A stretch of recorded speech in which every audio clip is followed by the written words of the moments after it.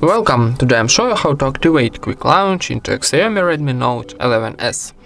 First of all, open your settings, then scroll down and find additional settings, this one. Here go into Against the Shortcuts option, and how you can see here we got 4 options of our Quick Launch. So for example, we can activate launch camera.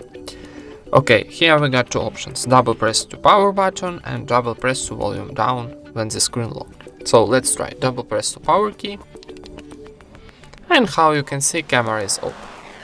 And let's try again, volume down key, and camera is open too. And that's it.